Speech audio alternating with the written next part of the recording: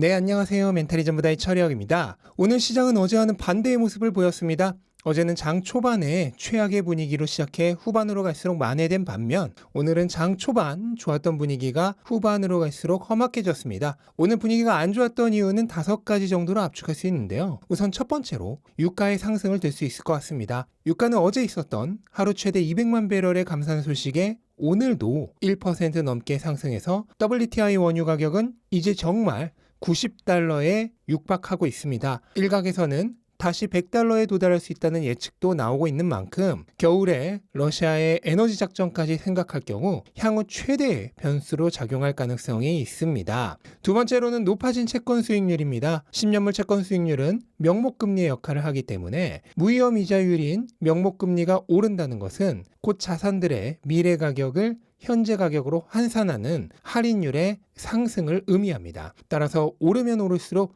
기업들의 현재 가치가 하락하게 됩니다. 이런 명목금리가 다시 급등하기 시작했습니다. 어제부터 단 이틀 만에 거의 0.2%포인트 올랐습니다. 조만간 4%를 다시 돌파할 것으로 보이는데 이렇게 오르고 있는 채권 수익률은 시장에 부담일 수밖에 없습니다. 세 번째로는 달러 인덱스의 상승 때문입니다. 시장에 다시 불안한 전운이 감돌면서 달러가 재차 상승했습니다. 최근 달러가 고점에 대한 강한 조정을 받으면서 어제는 환율이 1,300원대로 내려가기까지 했는데요. 오늘 1% 넘게 상승하면서 아직은 그렇게 쉽게 달러 강세가 끝나지 않을 거란 모습을 보여줬습니다. 달러의 상승은 곧 자산 가격의 하락이죠. 교환의 매개체인 달러의 가치가 오르면 그 교환의 대상이 되는 달러 표시 자산들의 가격은 하락합니다. 네 번째로는 연준 의원들의 매파적인 발언들입니다. 오늘도 리사 쿡과 닐 카시카리 두 명의 연은 총재가 인플레이션은 여전히 높으며 아직 금리 인상을 지지한다는 발언을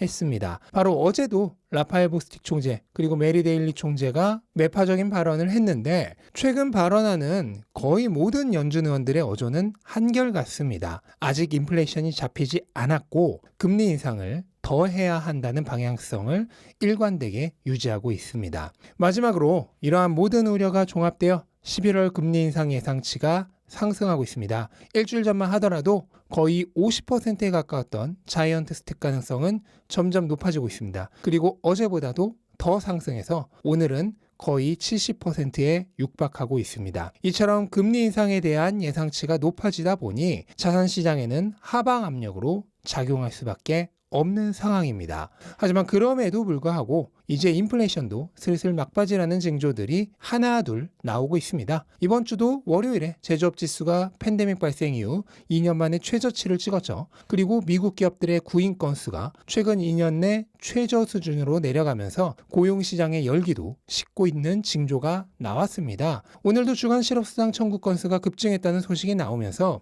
경기가 안 좋아지는 신호가 감지되었습니다. 한 주간의 실업수당 청구 건수는 전주보다 2만 9천 명 증가한 21만 9천 명으로 시장 예상치였던 20만 3천 명을 크게 상회했습니다. 물론 이런 수치 하나가 연준의 금리 인상을 막을 만큼 강력한 역할을 하지는 않습니다. 하지만 마치 퍼즐 맞추기를 하듯 경기가 안 좋아지고 있다는 신호가 하나둘 피스를 짜맞추기 시작했다는 데 의의가 있습니다. 2021년부터 인플레이션이 급격하게 치솟으면서 연준이 대응 시기를 놓쳐버렸죠. 그러면서 지금의 사단이 난 거죠. 마찬가지입니다. 그 반대의 경우에도 처음에는 이렇게 작은 징조들이 하나둘 등장하다 어느 순간 임계점을 넘으면 순식간에 전개될 수 있습니다. 일부 전문가들이 연준이 후행성 지표들에 의존하면서 과잉 대응해서는 안 된다고 경고하고 있는 이유입니다. 하지만 우리는 연준이 얼마나 대응 능력이 떨어지는지를 모두가 확인했죠? 아마 이번에도 마찬가지로 제때 대응하지 못할 가능성이 높습니다. 그리고 경기가 순식간에 침체되기 시작하면 이제 반대 방향으로 급히 움직이려고 난리치겠죠. 그때가 정확히 언제일지 그리고 얼마나 빠른 속도로 전개가 될지는 아마 연준 의원들 본인들도 모르고 있을 겁니다. 우리는 당연히 알 수가 없습니다. 따라서 경기 예측은 학자들에게나 맡겨두시고 투자하고 있는 자산을 보시기 바랍니다. 제가 투자에 대한 얘기를 하다 보면 가장 크게 놀라는 부분이 여전히 많은 분들이 자기가 산 자산에 대해 너무 모른다는 것이었습니다. 정말 최악의 경우는 주변에서 얘기만 듣고 사시는 분들도 계시고 그나마 열심히 공부했다고 하면 한 1시간 정도 공부했으면 정말 잘한 케이스입니다. 하지만 1시간으로는 기업의 재무제표조차도 다 볼 시간이 없죠. 기업의 역사부터 경영자들의 업적, 밸런스시트, 성장률 예상, 비즈니스 모델의 확인과 몸담고 있는 산업의 현재 상황, 그리고 그 안에서의 비중까지 확인해야 할 것이 너무나 많습니다. 주식 하나를 사기 위해선 최소한 10시간 정도의 공부는 기본입니다. 그래야지만 그 기업의 미래 가치를 현재 가치로 환산한 나만의 기준이 생깁니다. 자신의 손으로 직접 구한 현재 가치를 분명하게 알고 있는 투자자는 시장 가격이 내려가도 흔들리지 않습니다. 왜냐하면 안전마진이 오히려 증가하고 투자의 기회가 상승하기 때문입니다. 주가는 기업 가치가 아닙니다. 기업 가치의 그림자에 불과합니다. 장기적으로는 기업 가치와 비슷하게 움직이지만 단기적으로는 기업 가치를 훨씬 앞서기도 하고 훨씬 뒤처지기도 합니다. 절대로 가치를 그대로 반영하지 못합니다. 만약 그대로 반영한다면 거기에 투자의 기회는 제로겠죠? 가치를 그대로 반영하지 못해서 괴리가 발생하기 때문에 역으로 기회가 발생하는 것입니다. 자산의 적절한 미래 내재 가치를 반영하지 못하고 가격이 내려가면 그 자산은 원래 평가받아야 할 가격보다 싸게 거래되고 있는 것입니다. 그러므로 더 적극적으로 사야죠. 근데 이 말을 하면 다들 이렇게 말씀하시죠. 돈이 없어서 못 사요. 그래서 제가 요즘 계속 현금 채굴을 주장하고 있는 것입니다. 어차피 살 돈도 없기 때문에 오늘 님이 오나 내일 님이 오나 매일 창문만 바라보듯 매일 오르기만 기도하고 있게 되는 것입니다. 돈이 안 생기는데 빠르게 부자는 돼야 하니 점점 잘 알지도 못하는 자산에 고위험 투자를 하게 되는 것입니다.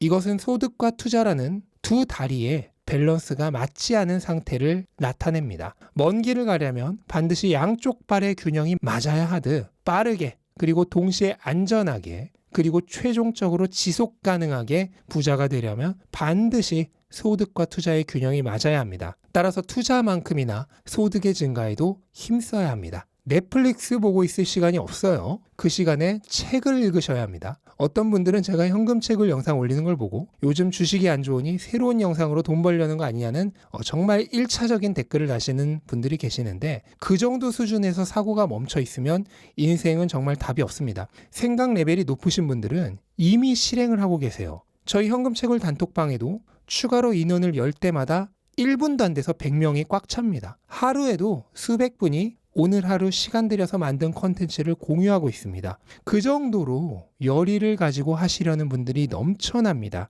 그리고 열심히 하시는 분들이 말하는 공통점이 있죠. 얼마 전까지만 하더라도 하루 종일 가격만 쳐다봤는데 지금은 하루 종일 오늘은 어떤 내용으로 콘텐츠를 만들까, 어떻게 돈을 더 벌까를 고민하고 있다고 합니다. 맨날 가격창만 바라보고 있는 사람과 이렇게 건설적인 활동을 하시는 분들의 장기적인 성과는 얼마나 차이가 날까요? 시간은 금이라는 말이 있습니다. 저는 단언컨대 시간은 금보다도 소중하다고 생각합니다.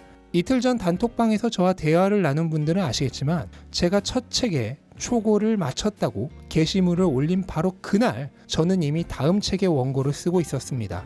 무가치한 일에 낭비할 시간은 없습니다. 그리고 가장 무가치한 시간 중 하나가 노이즈와 다를 바 없는 가십거리를 찾고 거기에 휘둘리고 있는 일입니다. 이건 시간뿐만 아니라 또 하나의 소중한 자원인 감정까지 낭비시킵니다. 시간과 감정을 소비하지 마시고 투자하십시오. 제가 길잡이까지는 못 되더라도 최소한 동행자는 되어드리겠습니다. 네, 이것으로 오늘 영상은 마치도록 하겠습니다. 영상 도움되셨다면 구독과 좋아요 부탁드리고 즐거운 하루 되시기 바랍니다. 감사합니다.